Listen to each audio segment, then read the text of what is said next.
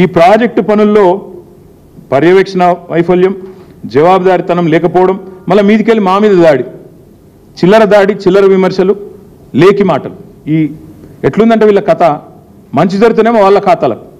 కేసీఆర్ ప్రభుత్వం నోటిఫికేషన్లు ఇస్తుంది, కేసీఆర్ ప్రభుత్వం పరీక్ష పెడుతుంది, కేవలం కాయిదాలు ఇచ్చే పని మాత్రం మిగిలిపోయింది. కోర్టు అడ్డం వచ్చింది, ఏదో కోర్టులో స్టే వస్తే ఆగిపోయింది.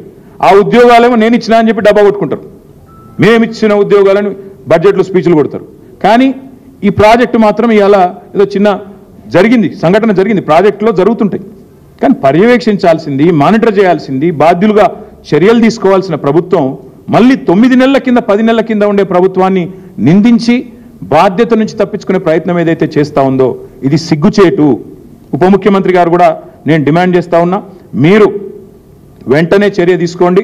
మీకు చిత్తశుద్ధి ఉంటే మళ్ళీ అడుగుతా ఉన్నా, ఏ ఏజెన్సీ అయితే ఈ పనులు చేస్తుందో వెంటనే ఈరోజే ఉప ముఖ్యమంత్రి గారు మీరు ప్రకటించండి. సుంకిశాలలో ఈ ఏజెన్సీని బ్లాక్ లిస్ట్ చేస్తున్నాం. ఇంకో డిపార్ట్మెంట్లో ఎంక్వైరీ అన్నారు, నో. కాళేశ్వరంలో జరిగితే, మేడిగడ్డ జరిగితే ఎన్డీఎస్ఏ వస్తుంది, ఆగమేఘాల మీద కేంద్ర సంస్థలన్నీ ఉరికొస్తాయి. మరి ఇక్కడ ఎందుకు రావట్లేదండి? ఇది కాంగ్రెసు పైన ఉన్న వాళ్ళు, ఢిల్లీలో ఉండే బీజేపీ ప్రభుత్వం కుమ్మక్కని మేము అనుకోవడానికి వీల్లేదా? మేడిగడ్డలో మాత్రం ఆగమేఘాల మీద 24 గంటల్లో ఎన్డీఎస్ఏ వస్తుంది, 48 గంటల్లో రిపోర్ట్ వస్తుంది.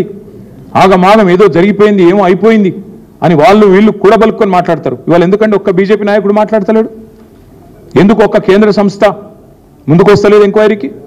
తప్పకుండా ఇది ప్రజలు ఆలోచించాలి.